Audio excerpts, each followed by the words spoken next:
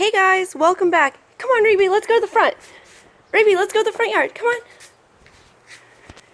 Rigby. So, we're on our way to the front yard. Here's Rigby. He loves going out to the front yard. Don't you, Mr. Rigby? Okay. Okay. So, whatever those flowers are in that flower bed under the air conditioner drain, we have some going on the side yard. We have a beautiful flowing, I believe, Mexican grass. And I love these because they look like fountains, they look like fireworks. They're just really beautiful. And you know, this area is a really tricky one because we've got two walls and it gets really hot. In fact, as I'm standing even just right here, it is radiating heat. And so if you notice, these are actually, they're not as happy as the ones under the drain, but they're still doing great. They're doing well enough to produce those beautiful little flowers that attract bees and, little butterflies. So especially the bees, and so we really love that. So this is a little Grace Ward Lithidora. It was on sale. And this is my other plant I got that was not successful with me this year. And so I'm guessing, the heat, it couldn't stand the heat. Even though it says full sun, it couldn't take the heat. So unlike these plants that just do great, as long as they've got, some water, these love the sun and they just take off and they do great. An amazing thing about these is they tend to spread, even though they may be separated by, a cement flower bed container. They will still find their way, into the lawn. These, however, have done really good to just stay, on the side of the flower bed we want them to. So that's good. And they do really well with other just ground covers.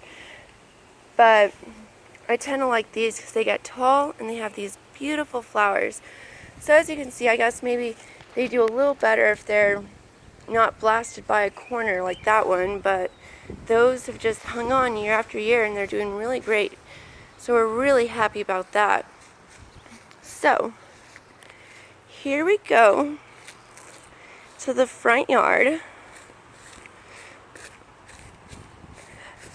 So in this planter, we have my little lavender bush that I love. I love lavender. And we have a different type of portulaca. And these I love because they have the most beautiful array of blossoms, from the lightest buttermellow yellow to a pinkish red to orange to coral to pure white. I mean, portulacas have the most beautiful blossoms and they love sun.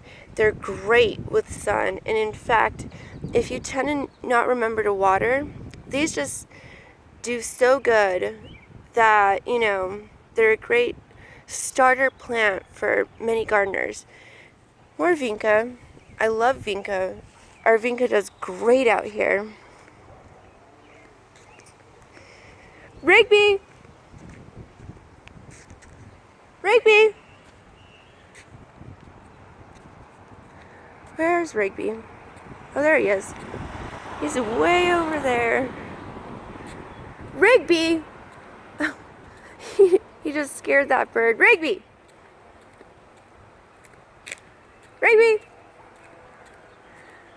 Okay, he's over there. But,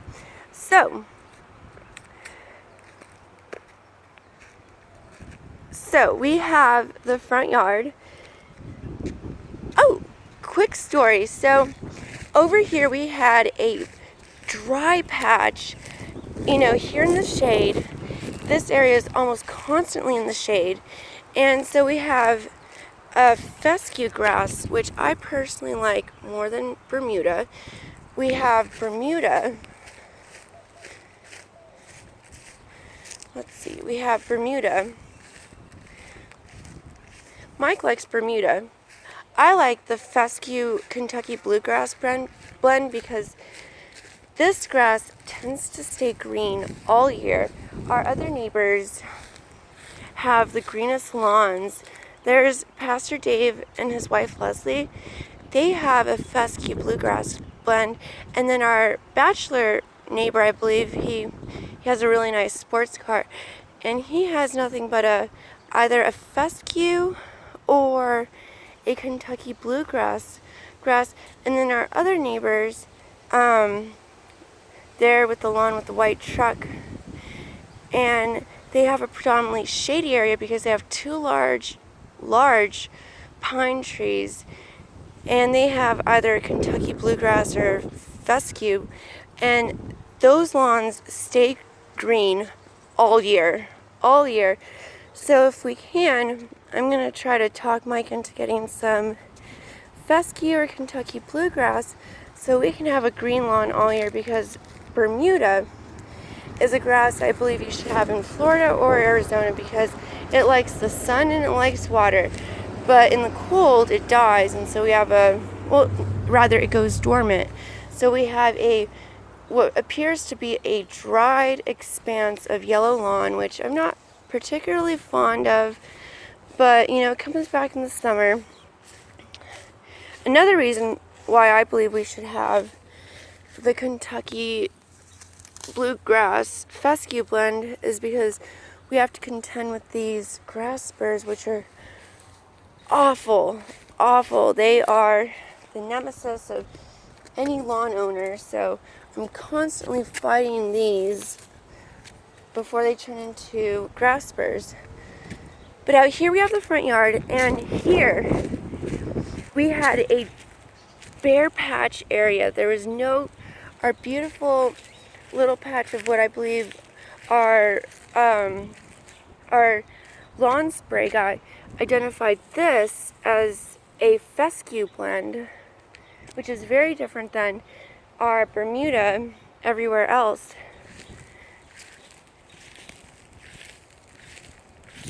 So we have one patch of fescue, and this is our beautiful new shady grass that we grew in about 35 days. I'm very, very happy with this.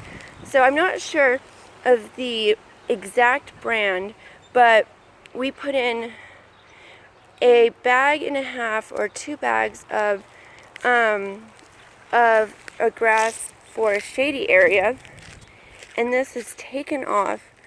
I'm so happy with it. And then victory again. So we put in, so this hasn't taken off as well, but it's taking off. There's some of those little expensive lawn seeds, atop the soil there. But we have a viable bit of, easy lawn growing. So I'm very, very, very happy with this. So hopefully one day this entire area will either be covered in lawn, or will be just, I'll continue to maintain it by just raking it and keeping it clear.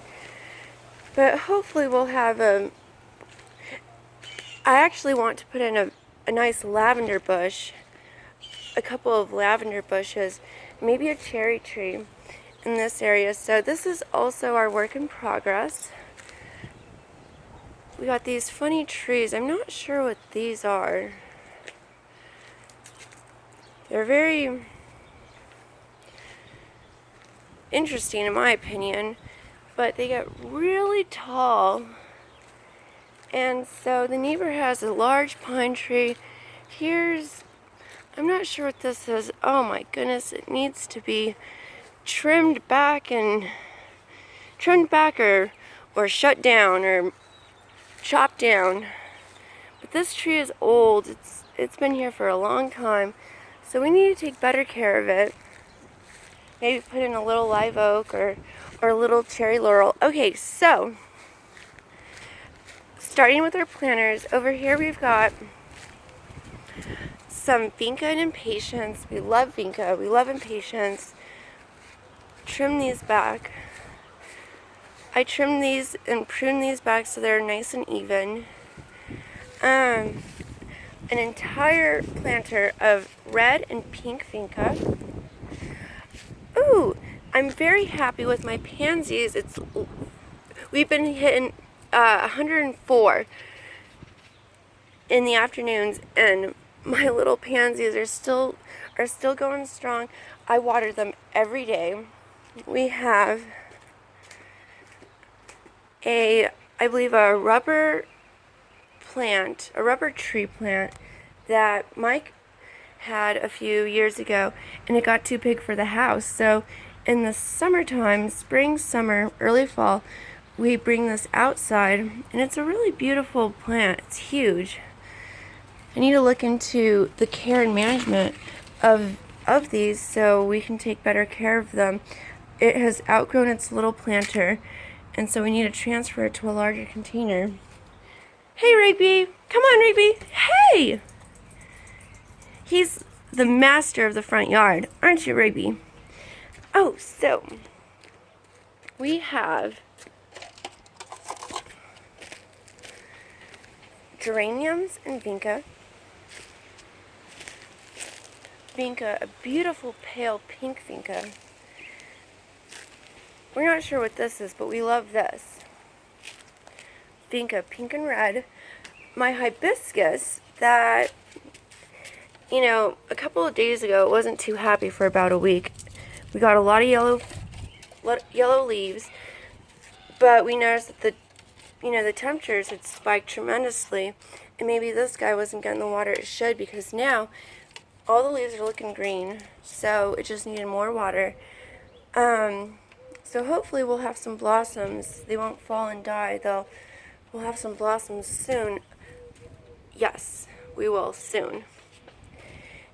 And then, oh no, oh my gosh. So this is my marigold that I just discovered broken. But as you can see, this gets very tall, and maybe that's the problem. And the stalk broke. But this is the tallest geranium I think I've ever seen in my life. It's very bush-like, shrub-like. It's very tall. It looks like a marigold tree. Maybe it's too tall. Its stalk just broke. So I'm very disappointed about that, but it appears to still be green, so maybe I could tape it. I'll do some research as to how to salvage this. Maybe it just got too heavy and it just started to bend over, but I don't want this to die because this is a huge part of the plant. Although all would not be lost, we would still have this, although it's getting very top heavy, as you can see. My other little pansy that's not doing as great, but it's still hanging in there. And geraniums and Vinca. So this is a very crowded little planter.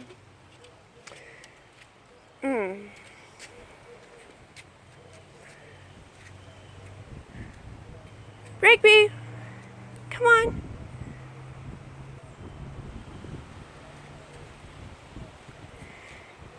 Interesting story about this front portion of the lawn. So, as happy as we are with everything else concerning the lawn, this front middle portion of the lawn is a work in progress, and that's me being very optimistic because, I think this actually happens to be rather a disaster. So Mike said about 5 to 6 years ago, a certain company came and sprayed. And what's interesting is, a lot of our neighbors, as well as us, we have the lawn sprayed, early spring. As soon as winter's done, the lawn's sprayed. And for some reason, it completely decimated the front lawn.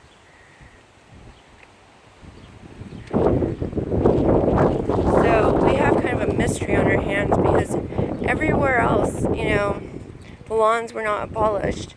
But here, it absolutely was. And we have nothing but weeds that I try to pull. It's really hard. We've actually started looking into more effective methods, such as maybe treating it with fire and those little weed killer blow torches, propane torches you can get at Lowe's, because pulling weeds on a lawn segment this size is very difficult. But maybe if we were to treat it with the propane torch, we could kill the weeds so they would stop growing, and then we could have a chance at just putting in some sod, be it Bermuda, fescue, or Kentucky bluegrass, which would be my preference, or a hardy blend, hopefully of all three, so we'd have a green lawn regardless. I think that would be or some sort of hybrid. I think that would be the best route. But we do have some Bermuda that we planted, and it has come in, but just in this little corner. And so this part of the lawn is really disappointing, and it happens to be, kind of the focal point of the home. I just added these 2 planters with Vinca Impatiens and Vinca and More Impatiens, which we love. I repainted the mailbox, and we bought some solar lights, and we put them in, so we're really happy with those. So here, everybody, is the front yard. Come on, Reapy. Come on.